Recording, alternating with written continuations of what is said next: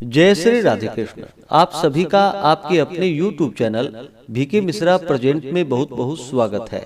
आइए सुनते हैं मौनी अमावस्या की कथा। आप सभी भक्तों को मौनी अमावस्या माघ अमावस्या की ढेर सारी शुभकामनाएं।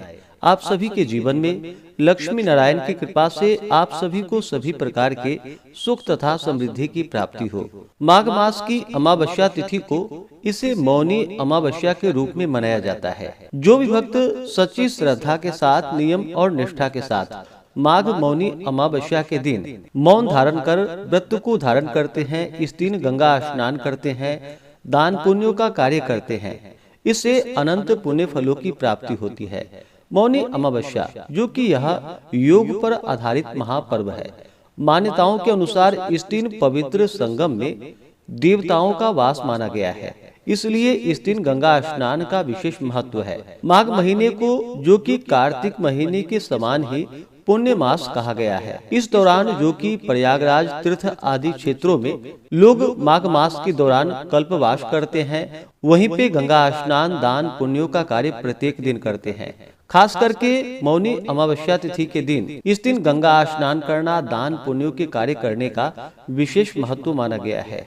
इस बार मौनी अमावस्या जो कि 18 जनवरी 2026 दिन रविवार को पड़ा है। संगम में स्नान के संदर्भ में एक अन्य कथा का उल्लेख आता है, वह है सागर मंथन की कथा।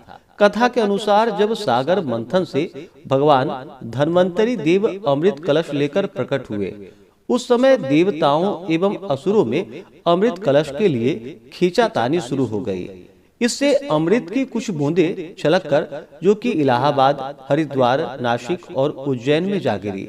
यही कारण है कि यहाँ की नदियों में स्नान करने पर अमृत स्नान का पुण्य फल प्राप्त होता है।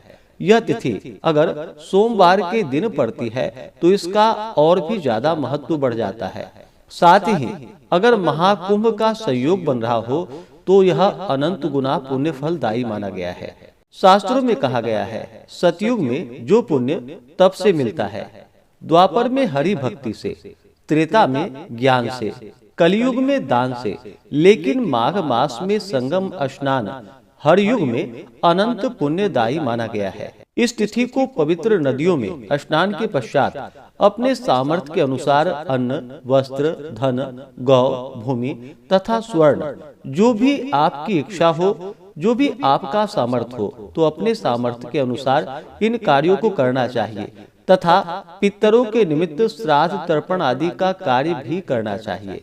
इससे पितरों का आशीर्वाद प्राप्त होता है। मौनी अमावस्या पर जो कि जहाँ तक बन सके मौन धारण करके इस दिन समय को व्यतीत करना चाहिए। अगर दिन भर ना रह पाए तो कम से कम स्नान करने से लेकर के दान करने तक मौन धारण करके रहे। इससे मुनि पद की प्राप्ति होती है तथा भगवान की विशेष कृपा प्राप्त होती है। शास्त्रों में वर्णित है कि होठों से ईश्वर का जाप करने से जितना पुण्य मिलता है उससे कई गुना अधिक पुण्य फल मन का फेरने से प्राप्त हो जाता है, हरि का नाम लेने से मिलता है। इसी तिथि को संतों की भांति चुप रहे तो यह उत्तम होता है। अगर संभव नहीं हो तो अपने मुख से कोई भी कटु शब्द बिल्कुल भी ना निकाले। इस तिथि को भगवान विष्णु, भगवान शिव का पूजन करे, अपने पितरों का श्राद्ध तर्पण आदि का कार्य करे, दीप आदि का दान करे, तो यह अनंत पुण्य फलदायी माना गया है। तो आइए सुनते हैं माघ मौनी अमावस्या की कथा। कथा के अनुसार बहुत समय पहले की बात है। किसी नगर में एक राजा राज्य किया करते थे। उनका परिवार और प्रजा जो कि सुख पूर्वक अपना जीवन व्यतीत कर रहे थे। राजा की रानी बहुत ही धार्मिक विचारों की थी। वह हर समय पूजा पाठ आदि करती रहती थी। राजा के महल के बिल्कुल सामने ही एक साहूकार की हवेली थी। राजा और साहूकार में बड़ी ही गहरी दोस्ती थी। एक दिन साहूकार के घर से जोर जोर से रोने की आवाज आ रही थी।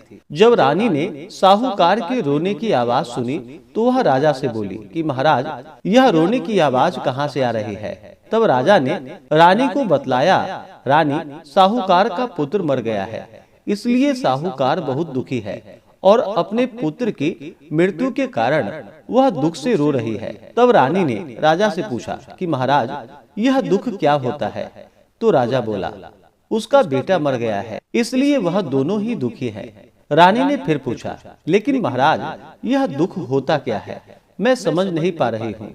तब राजा सोच में पड़ गए कि अब मैं रानी को कैसे समझाऊं कि दुख क्या होता है। गुस्से में आकर राजा ने रानी से कहा, तुम्हारे पुत्र की मृत्यु होगी तब तुम्हें पता चलेगी दुख क्या होता है।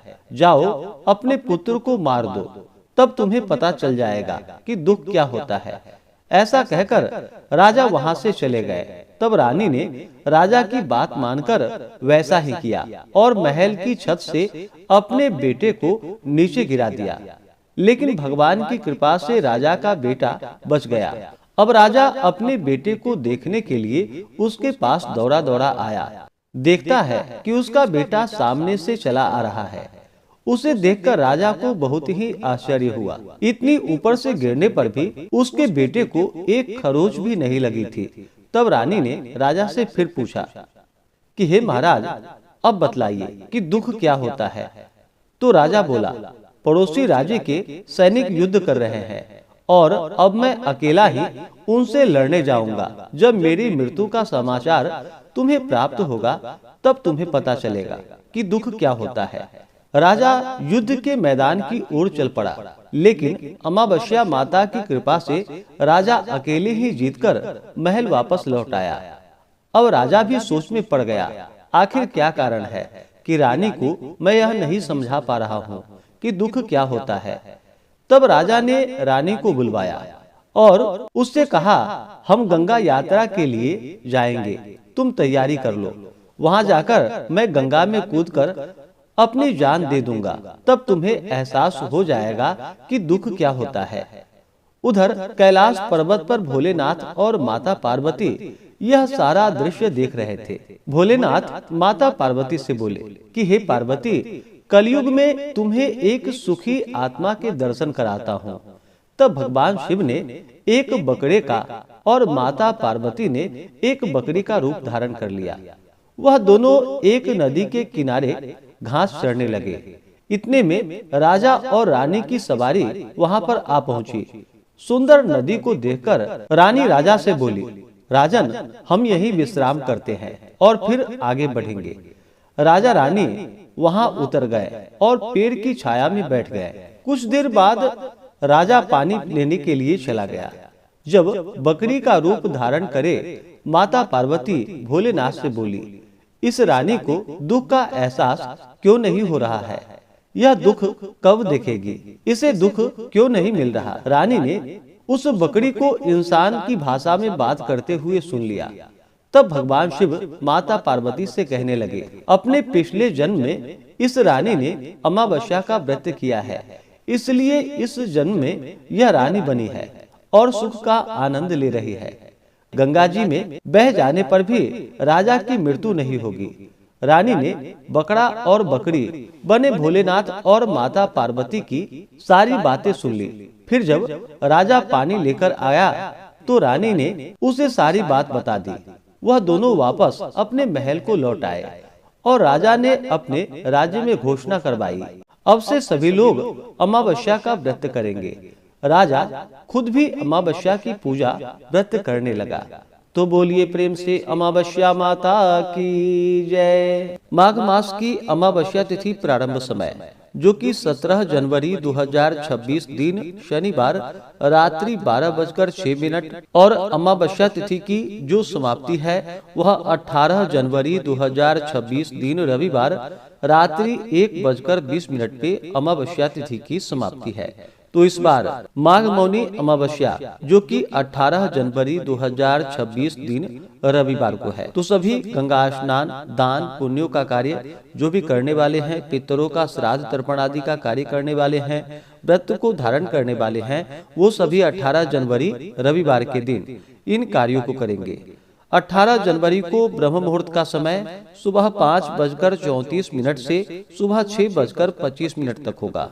सूर्योदय का समय सुबह 6:45, सूर्यास्त शाम 5:31 होगा। राहु काल का समय शाम 4:11 से शाम 5:31 तक होगा। राहु काल समय के दौरान कोई भी शुभ कार्य या नया कार्य नहीं करना चाहिए, इस बात का ध्यान रखें। प्रातः काल पूजा का शुभ मुहूर्त सुबह 5:55 से सुबह 7:16 तक होगा। शाम को पूजा का शुभ मुहूर्त शाम 5:47 से शाम 7:10 तक होगा। जो भी पितरों का श्राद्ध तर्पण आदि का कार्य करने वाले हैं वो सभी, जो कि सुबह 11 बजे से लेकर के दोपहर 1:30 तक इन कार्यों को संपन्न करे तो बड़ा ही पुण्य फलदायी होगा। 18 जनवरी को नक्षत्र जो कि पूर्वाषाढ़ा होगा सुबह 10:15 तक, उसके बाद उत्तराषाढ़ा नक्षत्र होगा। योग हर्षण होगा रात्रि 9:11 तक, उसके बाद वज्र योग होगा। माघ मौनी अमावस्या तिथि पर जो कि शुद्ध और सात्विकता का पालन करना चाहिए, ब्रह्मचर्य का पालन करना चाहिए। इस दिन जहाँ तक बन सके गंगा स्नान, दान पुण्यों का कार्य करे और ऋषि के समान ही इस दिन व्यवहार करनी चाहिए। इस दिन जहाँ तक हो सके मौन धारण करके रहना चाहिए। किसी से भी अपशब्द नहीं कहनी चाहिए। इस दिन क्रोध बिल्कुल भी किसी के ऊपर ना करे, अपने मन में ईर्ष्या या द्वेष का भाव ना लाएं। जहाँ तक हो सके भक्ति भाव के साथ भगवान का पूजन, भजन, कीर्तन का कार्य करे तो बड़ा ही पुण्य फलदायी होगा। तो आशा करता हूँ कि यह जानकारी आपको अच्छा लगा हो। इसी प्रकार से ज्ञानवर्धक जानकारियाँ प्राप्त करते रहने के लिए, व्रत पूजा के बारे में जानने के लिए, कथा को सुनने के लिए चैनल पे अगर आप पहली बार आए हैं तो चैनल को लाल बटन दबा करके सब्सक्राइब करें, साथ में बेल आइकन घंटी को दबाएं ताकि आने वाली वीडियो का नोटिफिकेशन आपको समय से मिलता रहे। वीडियो को लाइक करें, शेयर करें। सुखी रहें और स्वस्थ रहें। जय श्री राधे कृष्ण। धन्यवाद।